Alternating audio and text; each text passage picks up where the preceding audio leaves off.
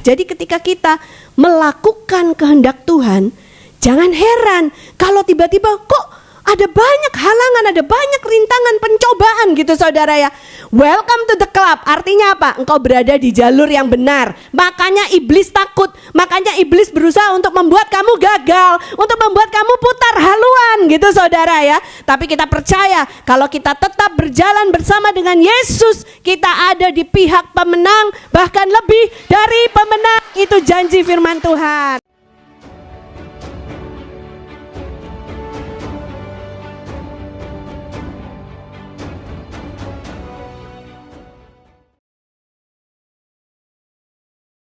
Shalom, saya ucapkan selamat siang untuk setiap daripada jemaat yang terkasih. Pertama-tama tentunya terima kasih buat gereja saudara, buat Om Bobby dan juga Tante Nelly yang sudah berbuka mimbar untuk kami sehingga kami boleh datang untuk melayani di gereja ini. Ya, puji Tuhan. Salam kenal bagi saudara yang belum kenal kami. Nama saya adalah Pastor Daniel Hendrata dan siang hari ini saya ditemani oleh istri saya. Pastor Dewi Katarina, senang sekali bisa berjumpa dengan saudara-saudara. Ya, puji Tuhan. Saudara, kalau saudara mungkin saja pernah melihat ada beberapa podcast ya. Yang pertama podcast Good News Program. Apakah ada yang pernah nonton Good News Program? Puji Tuhan ya. Terima kasih saudara ya. Dan juga ada podcast kami yang kedua yang kalau saudara belum tahu yaitu seperti judul buku kami yaitu podcast Love Revolution. Dan podcast ini adalah berbicara tentang pernikahan atau tentang keluarga saudara ya. Karena kita mau supaya anak-anak Tuhan dapat diperlengkapi. Karena pernikahan itu ruwet saudara. Ruwet banget, betul nggak? Saudara yang sudah menikah angkat tangan. Yang lupa kalau sudah menikah. Ya, saudara ya. Menikah itu memang tidak mudah, makanya perlu dikerjakan bersama-sama. Dan makanya podcast itu kami buat supaya boleh menjadi kekuatan bagi banyak orang. Nah, tujuan kami datang pada pagi hari ini tentunya yang terutama adalah membagikan firman Tuhan. Yang kedua, kami juga punya satu serangkaian, yaitu kami lagi merayakan anniversary kami. Puji Tuhan, saya dan istri saya menikah sudah 27 tahun. Waktu kemarin kami lagi staycation ya di Macau. Bertemu dengan seorang manajer restoran yang cerita, yang dia tanya Orang Portugis ya, datang ke sini kenapa gitu. Dan saya bercerita kami lagi anniversary ke-27. Orangnya ganteng banget. Kalau mungkin ini kalian nonton yang cewek, bukan nonton, lihat. Yang cewek-cewek lihat dia mungkin juga akan jatuh hati gitu ya. Ganteng banget gitu ya, pakai jas keren banget. Dan dia bilang 27 tahun. Kalau aku campur kombinasikan semua cewek-cewekku aja enggak ada 27 tahun ini, dia bilang gitu. Jadi menjadi orang Kristen adalah barang langka, terutama kalau kita melihat pernikahan, kehidupan, karakter. Dan kita berdoa biarlah karakter kita semua boleh mencerminkan karakter Tuhan Yesus. Amin. Ada amin ya, puji Tuhan. Ya, hari ini kami akan membawakan pesan khotbah yang berjudul The Great Harvest ya, atau penuaian yang besar. Berapa banyak di antara saudara percaya kita akan menuai besar-besaran tahun ini, amin? Amin. Ya, tepuk tangan buat Tuhan Yesus. Kita baca dulu firman Tuhan dari Yohanes pasal yang keempat, ayat 34 sampai 40. Ya, di screen ada ya, kita bisa baca bersama-sama. Kata Yesus kepada mereka, makananku ialah melakukan kehendak Dia yang mengutus aku dan menyelesaikan pekerjaannya. Ayat 35, bukankah kamu mengatakan 4 bulan lagi tibalah musim menuai? Tetapi aku berkata kepadamu, lihatlah sekelilingmu dan pandanglah ladang-ladang yang sudah menguning dan matang untuk dituai. Ayat 36. Sekarang juga penuai telah menerima upahnya dan ia mengumpulkan buah untuk hidup yang kekal, sehingga penabur dan penuai sama-sama bersuka cita. Ayat 37. Sebab dalam hal ini benarlah peribahasa, yang seorang menabur dan yang lain menuai. Ayat 38. Aku mengutus kamu untuk menuai apa yang tidak kamu usahakan. Orang-orang lain berusaha dan kamu datang memetik hasil usaha mereka. Ayat 39. Dan banyak orang Samaria dari kota itu telah menjadi percaya kepadanya karena perkataan perempuan itu yang bersaksi, ia mengatakan kepadaku segala sesuatu yang telah kuperbuat. Ayat 40.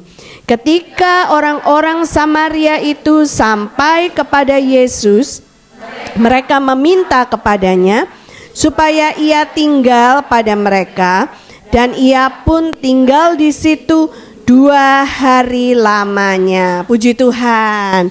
Nah, saudara, kita kalau membaca perikop ini, maka kita akan belajar bahwa Tuhan Yesus itu punya makanan yang tidak sama seperti makanan kita.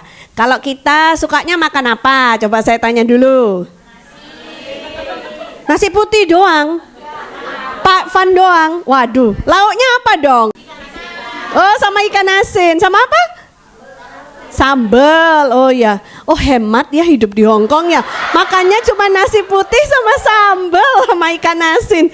Nggak ada lauk yang lain gitu sama sayur. Jangan lupa makan sayur dan buah ya, karena itu mengandung banyak vitamin C supaya kita nggak kena flu. Zaman sekarang ini lagi winter ya. Nah, kalau kita orang Indonesia ditanyanya suka makan apa, jawabannya pasti kayak nasi goreng lah ya, soto ya kan, bakso ya, rawon ya, sop iga dan lain sebagainya ya. Tetapi Tuhan Yesus itu punya makanan yang berbeda dengan kita semua ya. Makanannya Tuhan Yesus itu dia katakan melakukan kehendak Bapa yang mengutusnya ya, dan menyelesaikan pekerjaan yang Bapa percayakan kepada kita. Jadi kalau kita mengaku sebagai pengikut Yesus, ada pengikut Yesus di sini? Amin ya. Maka kita harus pastikan makanan kita itu bukan cuma nasi goreng ya dengan sambal tadi, tapi juga secara roh makanan kita tuh seharusnya adalah untuk melakukan kehendak Bapa di sorga, amin. Dan melakukan pekerjaannya ya. Pekerjaan Bapa itu apa sih ya? Pekerjaannya itu adalah melayani jiwa-jiwa. Saudara harus siap untuk terlibat bahwa di akhir zaman ini kita akan menjadi penuai akhir zaman. Yang mau katakan amin, sorak-sorai buat Tuhan Yesus. Haleluya. Haleluya. Kita tahu bahwa ketika Tuhan Yesus bercerita tentang apa yang tertulis di Yohanes 4 ini, ada satu konteks atau satu latar belakang daripada cerita ini ya. Di sana dikatakan bahwa Tuhan Yesus sedang menuju ke Samaria. Dan di Samaria itu dia berjumpa dengan seorang perempuan, saudara ya. Nah, perempuan di sana itu saya yakin bahwa ada banyak orang-orang yang menilai bahwa perempuan ini adalah perempuan yang tidak baik. Ada beberapa kisah gitu. Yang pertama mengisahkan bagaimana perempuan ini adalah perempuan yang istilahnya gonta-ganti pasangan terus. Sudah 5 kali cerai, saudara. Ini adalah alternatif yang pertama daripada kisah itu. Tetapi kemudian ada kisah yang kedua bahwa perempuan ini dianggap perempuan sial. Kenapa dianggap perempuan sial? Karena saudara bayangkan ya, kalau zaman orang Israel pada zaman dulu, ketika mereka bertunangan, ya saudara ya, kan perempuan pada waktu itu pakai cadar. Betul ya, kalau bertunangan pakai cadar, dan kemudian yang cowok itu pergi untuk mempersiapkan rumah atau mas kawin. Nah, ketika mereka sudah bertunangan seperti itu, mereka sebenarnya sudah dianggap sah sebagai suami istri, namun belum bersetubuh. Saudara ya. Nah, di masa itu, di masa ketika seorang perempuan itu lagi menunggu suaminya untuk datang untuk menikahi dia, akhirnya meminang dia kembali.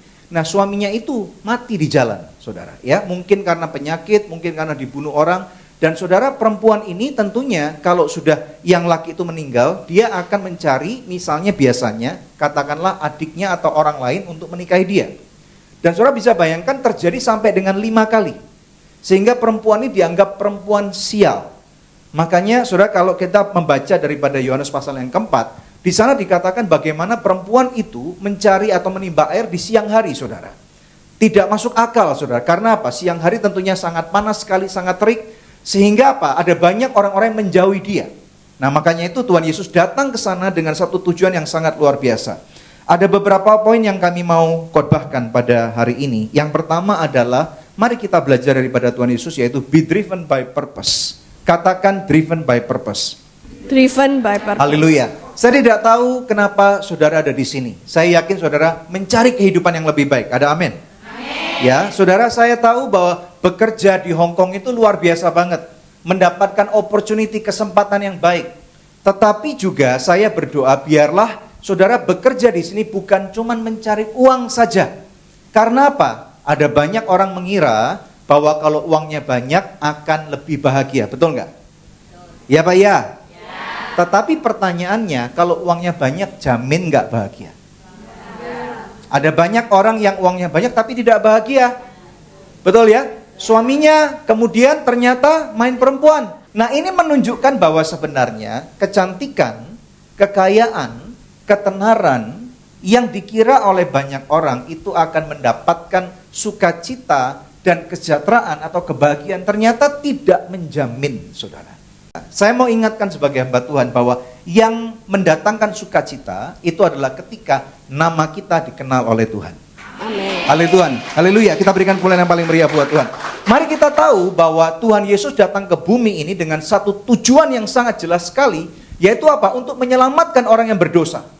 Nah, orang yang berdosa ini mari kita ingat bahwa bukan berbicara tentang perbuatan kita, apakah itu mencuri, apakah itu menipu, ya, apakah misalnya bersalah kepada seseorang, tetapi setiap orang yang hidup di dunia ini itu membawa yang namanya bibit dosa.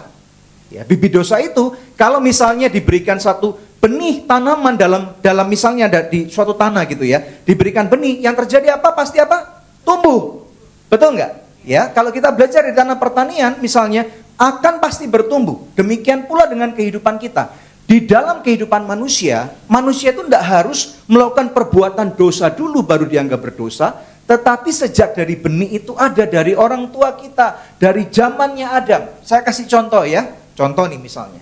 Waktu saya kecil, saya itu pernah mencuri, ya. Dan tentunya ini bukan diajarkan oleh orang tua saya. Satu kali ini kami berdua dari kota Surabaya, saat ini kami tinggal di Jakarta, ya. Kalau di Surabaya itu ada satu jalan yang sangat terkenal namanya Jalan Tunjungan. Ya, ada lagu yang terkenal, Rek ayo rek melaku nang tunjungan ayo rek. Nah, di Jalan Tunjungan itu ada sebuah toko buku di mana papa saya ajak saya ke sana. Saya pengen nih, waktu itu saya kelas 2 atau kelas 3 SD, saya minta dibelikan sebuah pensil. Namun papa saya nggak belikan saya karena satu alasan yang saya tidak tahu. Saudara tahu apa yang terjadi ketika papa saya noleh sana? Saya ambil pensil itu, ya, saya masih ingat, pensilnya bagus sekali bagi saya, warnanya coklat. Tidak ada orang yang ngajarin saya untuk mencuri, tetapi ada bibit dosa dalam kehidupan saya yang membuat ketika saya mencari atau mengingin sesuatu dan saya tidak mendapatkan, saya curi itu. Ada berapa banyak anak kecil ketika kepepet kemudian berbohong, betul nggak? Jadi artinya bibit dosa ini atau dosa itu tidak melulu tentang apa yang kita lakukan saja, tetapi yang merupakan sudah terkandung dalam kehidupan kita. Nah, firman Tuhan selalu mengatakan bahwa upah dosa adalah maut. Nah, kadang-kadang ketika kita belum mengerti tentang hal ini, orang yang belum mengerti itu bisa tersinggung. Kok orang Kristen nyuruh aku bertobat? Emangnya aku ini pencuri? Emangnya aku perampok, pemerkosa atau apa? Tidak melulu seperti itu, saudara. Karena apa? Tuhan Yesus tahu bahwa upah dosa adalah maut dan tidak ada kebaikan, agama, kepercayaan apapun juga yang cukup baik untuk mengampuni dosa itu kecuali Yesus datang dari surga turun ke dunia. Yang percaya katakan amin. Haleluya. Kita berikan kemuliaan yang paling meriah buat Tuhan. Jadi saudara, kalau kita mau be driven by purpose, maka kita harus tahu apa yang menjadi visi Tuhan buat hidup kita. Sedikit cerita ya, saya dengan Pastor Daniel itu kenalnya sejak kelas 5 SD, saudara. Ya, gara-garanya dia kan memang bandel ya, tadi kan ngaku kecil-kecil nyuri gitu ya. Pas kelas 5 SD itu dia gak naik kelas. Karena nggak naik, makanya jadi satu kelas sama saya gitu. Terus ceritanya saya duduk di depan dia, ya bener ya. Disitulah kami berkenalan. SD satu sekolah, SMP satu sekolah, SMA satu sekolah, ya kan? Tapi yang pertama kali ngelirik dia, saudara. Bukan saya loh. Percaya apa enggak? Percaya enggak? Saya kasih bukti ya. Kan saya duduk di belakang dia nih. Saya nggak mungkin ngelirik dia dong. Betul nggak? Yang ngelirik duluan siapa? Pastor Debbie atau saya? Pastor Debbie kan? Karena saya duduk di belakangnya, saudara. Saya nggak mungkin ngelirik dia. Wong di belakang saya tembok kok. Nah. Tapi dia ngelihat langsung. Nah, jadi setelah kami SMA, ya kan, saya SMA-nya cuma sebentar, terus saya sekolah di Singapura, SMA-nya lanjut di sana. Kuliahnya saya di Amerika, Pastor Daniel kuliahnya di Kanada. Nah, suatu hari ketika liburan summer gitu, kami sama-sama pulang, terus kami ketemu di Surabaya, terus jatuh cinta. Berjuta rasanya gitu ya. Nah, terus akhirnya setelah kami lulus kuliah, saya tanya sama Pastor Daniel, kamu rencananya apa setelah kita lulus ini nanti? Dia bilang, aku mau pulang ke Indonesia. Waduh, aku sedih karena Amerika itu adalah my dreamland gitu ya, freedom gitu kan. Aku ingin membangun karir di sana. Nih ngapain dia kok pengen pulang? Jadi saya tanya, mau ngapain di Indonesia? Wah, ini dengan idealisme seorang mahasiswa. Dia bilang, aku mau membangun Indonesia. Wes. Dan itu buat saya menarik banget. Wih, calon suamiku ini visioner, dia bisa melihat masa depan gitu ya. Jadi saya tanya, loh terus kalau kamu pulang ke Indonesia hubungan kita bagaimana? Dia bilang, kalau kamu serius dengan hubungan ini ya kamu ikut pulang lah, katanya gitu. Maka saya juga akhirnya pulang. Terus gak lama setelah kami pulang itu kami menikah, saudara ya, bulan 2 ya kan, ini kan baru merayakan anniversary yang ke-27 tahun. Jadi tanggal 7 bulan Februari tahun 98 kami menikah. Lah setelah itu beberapa bulan kemudian terjadilah huru-hara di Indonesia, krisis moneter yang berkepanjangan ya. Nah, kadang-kadang ketika kita melakukan visi Tuhan dalam hidup kita, bukan berarti keadaan hidup kita akan jauh lebih baik. Ketika Indonesia krismon, waktu itu suami saya akhirnya bilang gini, yuk kita pergi aja ke Amerika, kita nggak usah gelap kayak teman-teman yang lain. Kan kita lulusan North America, pasti diterima lah kerja di sana gitu ya. Tapi terus dia bilang, tapi berdoa dulu ya, kita minta izin dulu dari Tuhan. Tuhan merestui apa enggak gitu. Nah, ketika dia baca Alkitab setiap pagi, dia mendapatkan jawaban. 2 minggu kemudian dia menemukan ayat yang bilang gini, I will bless you in the land where you are. Aku akan memberkati kamu di tanah di mana kamu tinggal. Dan pada saat itu kami tinggalnya di Surabaya, di Indonesia. Jadi artinya apa? Gak boleh pergi ke Amerika. Akhirnya kami stay di Indonesia. Waktu kami stay, guess what? Keadaan hidup kami lebih buruk lagi. Ya, finansialnya makin merosot gitu saudara ya. Itulah awal pernikahan kami dimulai dengan tidak mudah. Jadi ketika kita melakukan kehendak Tuhan, jangan heran kalau tiba-tiba kok ada banyak halangan, ada banyak rintangan, pencobaan gitu saudara ya. Welcome to the club, artinya apa? Engkau berada di jalur yang benar. Makanya iblis takut, makanya iblis berusaha untuk membuat kamu gagal, untuk membuat kamu putar haluan gitu saudara ya. Tapi kita percaya kalau kita tetap berjalan bersama dengan Yesus, kita ada di pihak pemenang, bahkan lebih dari pemenang. Itu janji firman Tuhan. Amin. Haleluya, puji nama Tuhan. Kita tahu firman Tuhan mengatakan bahwa dia pasti akan datang kali yang kedua. Nah makanya saudara, sangat penting sekali sebagai anak-anak Tuhan, kita ini harus driven by purpose tadi itu.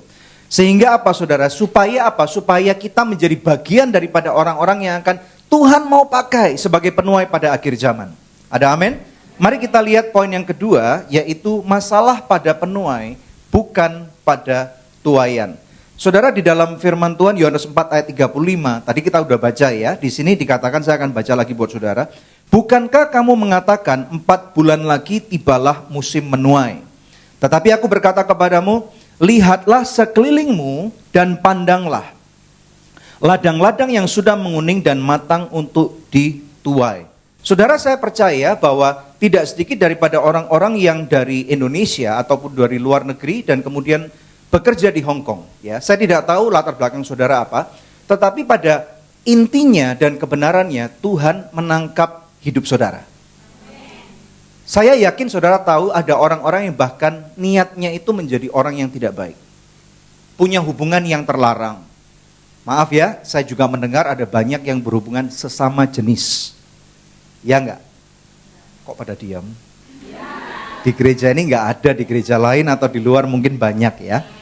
Tetapi mari kita lihat bahwa kalau sesuatu yang benar itu harus diutarakan. Hubungan sesama jenis itu berdosa di hadapan Tuhan. Ya, kalau memang mau menikah, carilah pasangan hidup baik-baik. Betul ya? Apalagi maaf nih, kalau memang sudah bercerai, ya sudah, bercerai ya sudah, cari pasangan hidup yang baik. Kalau memang tidak mau menikah lagi, ya jagalah hidup, jaga kekudusan. Ini penting banget. Ya, karena apa? Tuhan mau pakai saudara untuk sesuatu kemuliaan bagi namanya loh. Ya, saya tidak tahu kenapa saudara ada di sini, tetapi bayangkan kalau saudara sudah menerima keselamatan daripada Tuhan Yesus Kristus ini, saya percaya bahwa tidak mungkin Tuhan akan diamkan saudara begitu saja. Berkali-kali kami datang ke Hong Kong dan seringkali Tuhan taruh dalam hati kami bahwa saudara, Hong Kong ini adalah tanah tuaian yang besar sekali loh. Amin. Ada amin? Ya, bukan cuman untuk pekerja migran saja. Tahu nggak penduduk Hong Kong ini ada berapa? Tertulis di sana, saya udah pelajarin saudara ya. Ada sekitar 7,4 juta jiwa ada di Hong Kong. Dan yang baru percaya kepada nama Yesus baru 16%. Itu pun saya yakin dari 16% tidak semuanya sudah lahir baru saudara. Pertanyaannya adalah bagaimana dengan sisanya? Nah saudara, seringkali kita lupa bahwa tempat di mana kita bekerja, berada ataupun hidup, itu adalah tanah tuaian kita. Nah, apa yang dapat saya sampaikan adalah saudara harus menangkap ini dengan baik. Kadang-kadang mungkin saudara bosan dengan pekerjaan itu, tidak lagi menghargai pekerjaan itu. Apa sih pekerjaanku? Pekerjaan ini kan cuman, maaf ya, sebagai TKI atau sebagai asisten rumah tangga, pembantu rumah tangga, pekerjaan yang tidak menjanjikan. Namun saudara, Tuhan sanggup memberkati dan memakai saudara dimanapun dan apapun yang saudara kerjakan. Amin ya. Dikatakan saudara TKI, Tenaga Kerja Indonesia. Ya, tahu nggak bahwa di Alkitab itu bahkan Tuhan sanggup memakai orang-orang yang bekerja di rumah tangga untuk memuliakan Dia. Ada contohnya. Mau tahu contohnya? Yusuf. Betul banget ya. Yusuf tuh TKI loh. Tahu nggak? Percaya nggak? Tenaga Kerja Israel. Ya kan? Berarti apa? Pekerjaan saudara itu Alkitabiah. Ya, kalau ada yang bertanya atau menghina saudara, pekerjaanmu apa sih? Asisten rumah tangga. Saudara harus dengan berani dan bangga berkata, TKI itu Alkitabiah loh. Kalau saudara enggak, misalnya temanmu enggak percaya, katakan, lihat tuh Yusuf TKI, Tenaga Kerja Israel ketika dia ada di Mesir. Betul enggak? Ya, dan firman Tuhan mengatakan bahwa ketika Yusuf bekerja di rumah Potifar, Potifar bosnya itu tidak tahu apa-apa lagi tentang rumahnya karena sudah diserahkan kepada Yusuf. Yusuf orang yang sangat dipercaya dan apa yang tuannya tinggal pikirkan adalah apa yang dia mau makan saja. Kebersihan rumahnya dijaga. Bahkan keuangan tuannya dibuat diberkati gara-gara Yusuf. Saya berdoa kiranya saudara anak-anak Tuhan, para pekerja migran Indonesia yang ada di Hong Kong, engkau akan menjadi cerminan kerajaan surga. Tujuannya apa? Tujuannya apa? Supaya bosmu itu akan kemudian bertanya, loh kamu itu loh bekerjanya kok luar biasa sekali. Siapa yang ngajarin kamu? Saudara harus berkata, karena aku punya firman Tuhan. Karena di gereja aku diajarkan menjadi orang yang excellent, menjadi orang yang unggul, menjadi orang yang bertanggung jawab. Saudara, dengan cara demikian, bosmu akan memberikan kesempatan. Ya sudah, kalau gitu setiap minggu pastikan kamu ke gereja. Ada amin gak? Saudara bisa bayangkan kalau misalnya saudara pekerjaannya amburadul, bangun kesiangan, ya rumahnya kotor terus. Kemudian saudara kalau ditanya, kenapa kamu seperti ini? Iya, karena aku terlalu sibuk di gereja. Bosmu akan berkata, ya sudah, ndak usah ke gereja kalau gitu, betul nggak? Ya, tetapi kalau semuanya apa yang kau kerjakan itu sangat baik, sangat excellent. Dan saudara, karaktermu karakter yang jujur. Engkau tidak mencuri barang majikanmu. Dan bahkan kau menjadi saluran berkat. Saudara, bayangkan anak-anak mereka menjadi anak-anak yang lebih baik. Orang tua mereka bahkan, saudara, mereka sangat diberkati dengan adanya saudara. Dan tadi pagi saya katakan hal yang menarik nih. Saudara perlu dengar. Salah satu tanda kalau saudara menjadi berkat buat keluarga mereka itu apa? Kalau saudara pulang Indonesia, anak mereka nangis-nangis. Betul nggak? Anak mereka sampai tidak bisa tidur. Saudara, kami di Indonesia juga pernah kok punya asisten rumah tangga yang sangat baik. Dan sangat dekat sekali anak-anak kami dengan mereka, saudara. Itu salah satu tandanya. Saudara, dengan cara itu ketika engkau menjaga anak-anak mereka, saudara tahu bahwa saudara punya kesempatan untuk menceritakan cerita firman Tuhan kepada mereka. Masuk ke rumah orang Hong Kong tidak mudah. Kami sebagai hamba Tuhan, kami nggak bisa ngomong bahasanya, saudara. Tapi saudara mahir banget kan? Betul nggak? Kalau ada orang bertanya, Pastor Daniel bisa khotbah bahasa apa aja? Saya hitung-hitung ada 4, saudara. Bahasa Indonesia, betul nggak? Bahasa Inggris saya juga bisa. Bahasa Jawa, saudara, kasaran bisa juga. Yang keempat, bahasa roh bisa juga, saudara. Tapi bahasa Kanton saya nggak bisa. Saudara bisa bahasa Kanton dan mahir, betul nggak? Amin. Sehingga saudara bisa mengadopsi cerita-cerita Alkitab untuk diceritakan kepada anak-anak orang Hong Kong yang tidak percaya itu. Saudara jangan heran kalau suatu hari 10 tahun ke depan, 20 tahun ke depan, anak-anak yang kamu jaga, siapa tahu menjadi jaksa, menjadi hakim, menjadi pemimpin di negeri ini, menjadi pengusaha yang luar biasa. Dan mereka kenal Tuhan karena dulu ada seorang mbak mereka yang menjaga dan mengenalkan Kristus kepada mereka. Nama Tuhan dipermuliakan, berikan kemuliaan yang paling meriah buat Tuhan. Haleluya. Amin, haleluya. Nah saudara, Tuhan Yesus itu bilang ya, di ayat yang tadi kita baca, ayat 37, tuaian memang banyak, tetapi pekerjanya sedikit. Berapa banyak di antara saudara yang rindu ikut bagian untuk menjadi penuai-penuai jiwa di akhir zaman? Boleh lambaikan tangannya? Amin. Ya, maka itu artinya saudara juga punya tugas ya. Bukan datang ke gereja nanti setelah ini pergi ke Victoria Park, hangout sampai malam gitu, saudara main-main sama teman, bukan. Tetapi kita harus pikirkan strategi bagaimana supaya bisa selama ada di Hong Kong ini hidup saudara menjadi berkat dan bisa menjadi penuai jiwa-jiwa. Nanti bisa tanya sama Om Bobby, bisa tanya sama Tante Nelly ya kan saudara ya, sehingga saudara juga bisa membawa jiwa-jiwa yang lain untuk diberkati, untuk mengenal Yesus sebagai Tuhan dan Juru Selamat pribadi mereka. Saudara, saya sambung cerita sedikit ya. Jadi setelah kami menikah 7 tahun, setelah kami membangun bisnis kami, kan cita-citanya tuh awalnya kami tuh kepengen menjadi businessman, businesswoman untuk bisa mendanai pelayanan. Tapi ternyata di akhir tahun ke-7 pernikahan kami, Tuhan itu memanggil kami untuk melayani Tuhan full time. Wah, ya kan? Gak jadi pendana akhir zaman ini, gimana gitu saudara ya. Tapi akhirnya apa saudara? Sudah 20 tahun kami melayani Tuhan.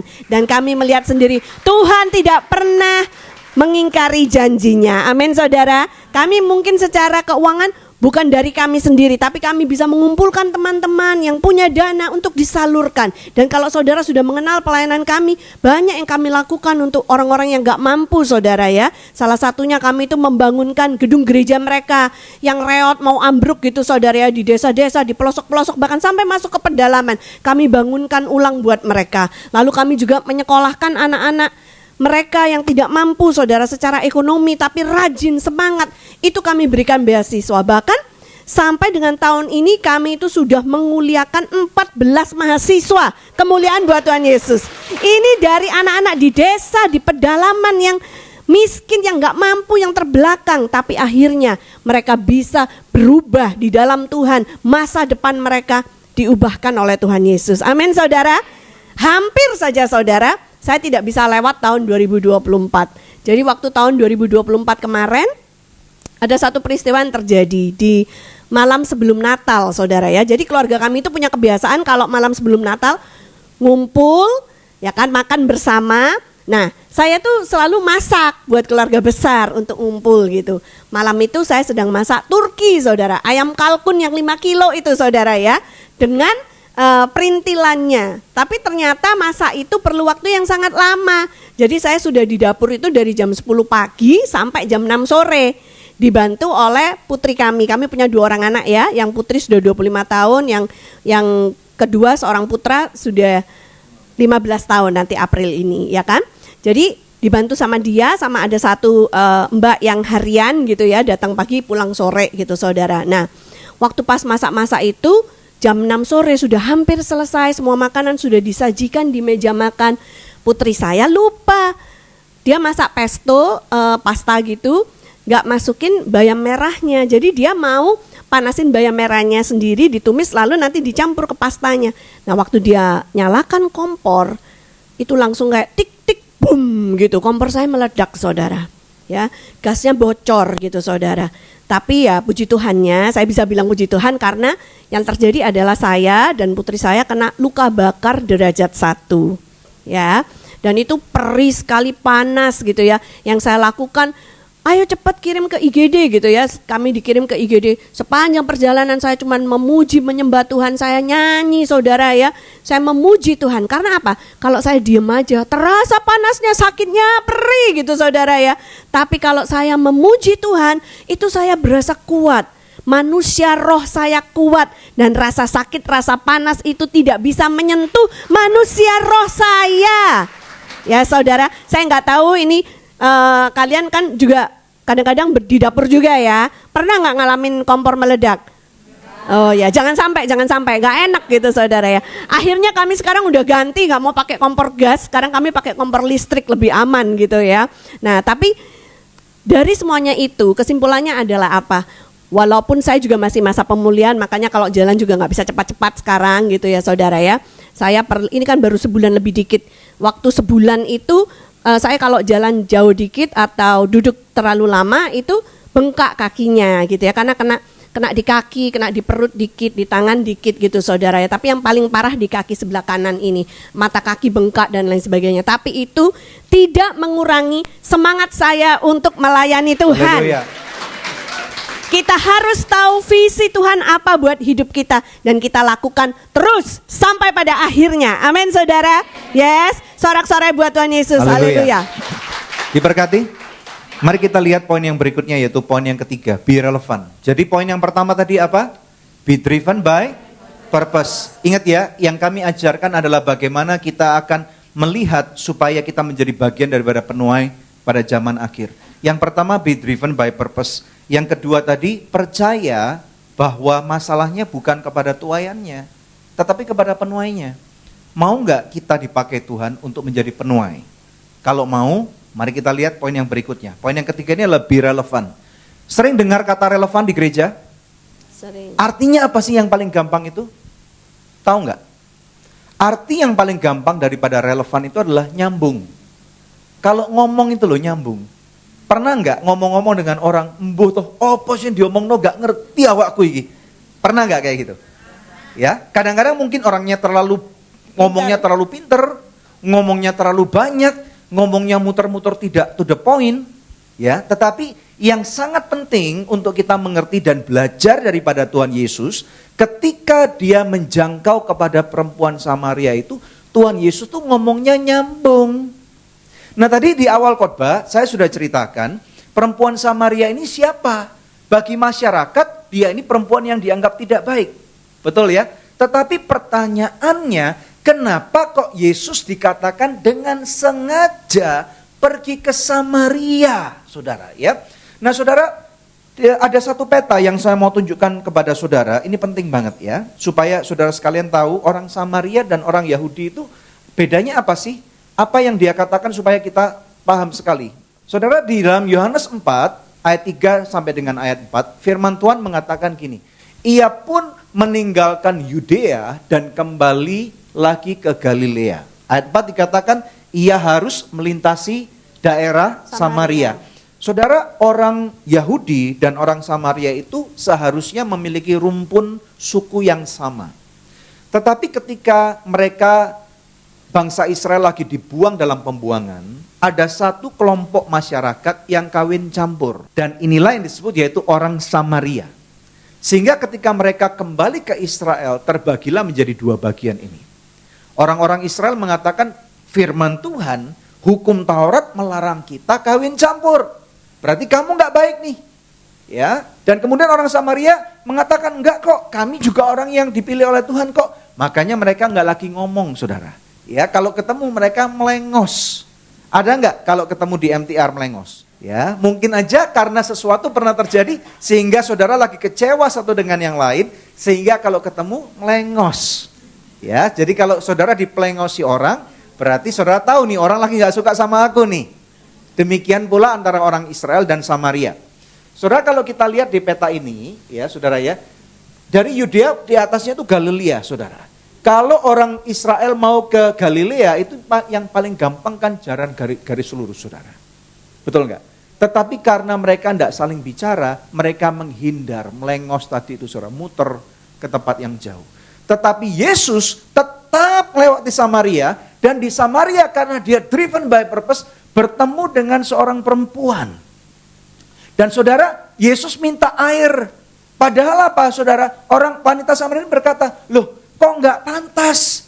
Kamu orang Israel minta air ke aku.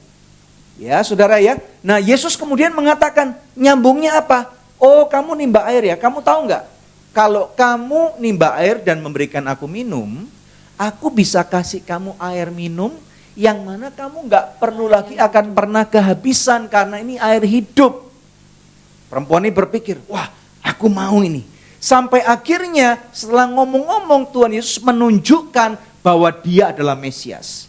Saudara, ini sesuatu yang menarik. Karena apa? Seringkali dari orang-orang seberang selalu bertanya, tunjukkan ayat di mana Yesus berkata bahwa akulah Tuhan, akulah Mesias. Pernah tahu ini enggak? Saudara, tidak sering ada ayat-ayat yang menunjukkan secara gamblang Tuhan Yesus mengakui ketuhanannya. Tetapi mari kita lihat saudara ya. Dalam Yohanes 4 ayat 24, 25 dan 26. Firman Tuhan ngomong gini, Allah itu roh dan barang siapa menyembah dia harus menyembahnya dalam roh dan kebenaran. Saudara ya, ini pewayangan besar loh. Dan seringkali ini dikutip untuk pujian penyembahan. Ya saudara ya. Kemudian ayat 25, jawab perempuan itu kepadanya, aku tahu bahwa Mesias akan datang. Mesias itu adalah penebus, redeemer saudara. Yang juga disebut Kristus. Penebus itu maksudnya gimana sih Pastor Daniel? Saudara, saya kasih ilustrasi. Bayangkan, saudara punya utang uang 10 miliar rupiah. Banyak ya? Kalau nggak bisa bayar bagaimana? Rumahmu disita, harta bendamu diambil, betul ya? Saudara bahkan semua saudara harus bekerja banting tulang demi bayar utang itu. Tiba-tiba ada bos satu yang datang nih. Dan berkata, uang utangmu berapa? 10 miliar, oke. Gua bayarin. Luar biasa enggak? Nah, saudara dosa itu kayak gitu. Upah dosa itu maut. Makanya Tuhan Yesus datang untuk menebus dosa kita. Dosa itu tidak bisa dibayar dengan agama. Dosa tidak bisa dibayar dengan perbuatan baik. Tetapi dosa itu sudah dibayar, ditebus oleh Yesus di kayu salib. Betul ya? Dan wanita Samaria itu berkata bahwa kami juga menunggu Mesias yang akan datang, yang juga disebut Kristus. Apabila ia datang, ia akan memberitakan segala sesuatu kepada kami. Ya saudara ya, jadi perempuan Samaria mengatakan, kami lagi menunggu ini. Tuhan yang menjadi penebus kami. Ayat 26, kata Yesus kepadanya, akulah dia yang sedang berkata-kata dengan engkau. Nah ini saudara kasih tanda nih Alkitab saudara. Kasih highlight. Kalau nanti ada teman-teman kamu yang menantang, tunjukkan ayatnya, hari ini aku percaya. Saudara bilang, benar ya, ayo dibuka. Nah yuk percaya sekarang. Betul ya? Nah sekarang nyambungnya bagaimana saudara? Gampang kok. Mungkin saja saudara berkata, aku enggak pernah sekolah Alkitab Pastor Daniel. Aku enggak pernah ngerti baca Alkitab itu bagaimana. Ada cara yang lebih gampang, ini yang kami ajarkan kepada jemaat kami. Saudara mau tahu caranya? Siapa yang pernah punya kesaksian ditolong oleh Tuhan? Angkat tangan. Semua ya. Ada kisah yang baik, ada kisah yang spektakuler, ada kisah yang mungkin bagi saudara ini penting, tapi bagi orang lain mungkin biasa-biasa saja. Contoh misalnya tadi seperti istri saya berkata, kompor meledak tadi. Saudara ingat-ingat kisah yang mana yang menurut saudara engkau ditolong Tuhan. Bila perlu catat itu. Supaya engkau siap untuk membuat kesaksian. Ya. Dan kemudian nanti kalau Roh Kudus mengingatkan, saudara ngomong sama temanmu, atau sama tempat di mana engkau bekerja, atau sama anak kecil di mana engkau jaga tadi itu, bilang gini, aku punya kesaksian loh, kamu mau dengar enggak? Aku punya cerita loh, kamu mau dengar enggak? Hampir semua orang suka dengar cerita. Ya sudah saudara, nyambungnya gitu aja. Dengan cara itu saudara tidak terlalu takut, terintimidasi untuk bersaksi bagi Kristus. Karena setiap kita pernah ditolong Tuhan. Setiap kita punya cerita. Ada amin enggak? Amin. Dan dengan kisah itu saudara bisa nyambung dengan mudah pada kehidupan orang. Bayangkan kalau ada orang yang bercerita, Uangku loh hilang ditipu orang. Dan saudara yang pernah uangnya hilang ditipu orang, saudara tahu bagaimana Tuhan menolong. Kemudian ada orang yang sakit disembuhkan oleh Tuhan. Dan ada orang yang bercerita, ini loh ada teman kita yang sakit. Saudara datang ke sana ceritakan bagaimana Tuhan menolong. Itu kan nyambung. Itu kan relevan. Itu kan bagaimana Tuhan itu dipermuliakan melalui kesaksian saudara. Yang mau katakan amin. Kita berikan kemuliaan yang paling meriah buat Tuhan. Ya saudara, dan wanita Samaria itu akhirnya menjadi kunci pada sebuah revival terjadi di kota itu. Bagaimana Tuhan pakai seorang wanita itu untuk mengabarkan Injil kepada satu kotanya dan satu kota percaya kepada Tuhan Yesus. Jangan pernah berpikir, aku kan cuman seorang wanita. Jangan pernah berpikir, aku kan cuman TKI gitu saudara ya. Tapi di dalam Tuhan engkau pun bisa menjadi wanita-wanita yang perkasa, yang ilahi. Amin saudara. Amen. Tuhan bisa memakai engkau menjadi kunci revival terjadi di Hong Kong ini. Katakan amin. Haleluya. Haleluya, puji nama Tuhan. Saudara diberkati dengan apa yang kami bagikan. Semoga dari 3 poin ini akan membantu memperlengkapi saudara untuk melihat di dalam mata rohani saudara bahwa benar ini ladang sudah menguning. Kemanapun saudara pergi, apakah berjalan kaki, naik bus, naik MTR, naik mobil, naik taksi, naik Uber, saudara gunakan kesempatan untuk ketika Roh Kudus mendengar atau berkata kepada saudara, katakan kepada mereka, aku punya cerita loh, mau dengar enggak? Ada amin? Ya, puji nama Tuhan. Bagian yang terakhir saudara ya, tadi Om Bobi juga berkata kami punya podcast ya. Saudara, kami punya 2 podcast, yang pertama bernama Good News Program. Pernah lihat ya? Puji Tuhan ya saudara, salah satu yang saya rasa terbaik adalah ketika kami punya kesempatan untuk mewawancara seseorang anak muda saudara. Namanya Melita Sedabutar. Pernah dengar? Melita Sedabutar ini seorang yang luar biasa banget, cantik, suaranya bagus, tetapi yang disayangkan adalah usianya pendek. Cuman 23 tahun saudara. Kita nggak pernah tahu berapa lama kita akan hidup di muka bumi. Nah kesempatan yang luar biasa waktu itu kami wawancara Melita sekitar 3-4 minggu sebelum dia meninggal. Sehingga saudara kami mendapatkan kesempatan untuk mendengar kisah dia full sekali. Ya saudara ya, panjang sekali bagaimana dia kehilangan kakak kembarnya, bagaimana keluarganya dipulihkan oleh Tuhan. Baru terkenal saudara. Kemudian ternyata apa yang dialami oleh kakaknya, dialami oleh dia juga. Meninggal tanggal 8 April 2024 saudara ya. Puji Tuhannya apa? Kami sudah tangkap itu menjadi satu kesaksian di dalam podcast kami di Good News Program itu. Dan banyak orang diberkati saudara. Kami pun merasa diberkati, kami pun merasa sangat terhormat kenal langsung dengan dia dan juga keluarganya. Kemudian podcast yang kedua adalah ketika kami punya kesempatan untuk mengundang orang tuanya. Dan orang tuanya bisa bercerita sebenarnya apa yang terjadi dengan Melita ini. Bahkan menceritakan detik-detik terakhir, saudara ya, tentang apa yang terjadi dengan putrinya, saudara. Tidak mudah. Ya saudara, ketika kita ditinggal oleh seseorang yang kita cintai, apalagi meninggal, saudara, ini nggak mudah. Nah ini saudara boleh foto nih. Ya nanti di sana ada QR-nya. Ini nanti saudara tinggal masuk saja, tinggal scan. Nanti saudara masuk ke Good News Program. Dan kemudian yang terakhir, walaupun orangnya sudah meninggal, yang keren banget di Indonesia itu ada konstelasi lagu, lomba lagu namanya AMI Awards, saudara. Walaupun sudah meninggal, tetapi karyanya yang terakhir itu memenangkan AMI Awards tahun 2024. Saudara, kita berdoa, biarlah bahkan melalui orang yang sudah dipanggil Tuhan, ini bisa menjadi berkat loh. Apalagi saudara yang masih hidup, apalagi saudara yang tinggal di Hong Kong. Saudara mempunyai kesempatan untuk membawa Injil Kristus sampai kepada setiap orang. Nanti saudara kalau misalnya sudah nonton ini, saudara diberkati, jangan lupa untuk subscribe. Ya, support kami supaya saudara subscribe. Kami tahu saudara dari statistik yang ada cukup banyak pemirsa-pemirsa Good News yang ada di Hong Kong. Dan semoga ada banyak sekali episode-episode Good News ini boleh menjadi berkat bagi saudara sekalian. Berkati saudara. Amin. Ayo kita berikan kemuliaan yang paling meriah buat Tuhan. Mari.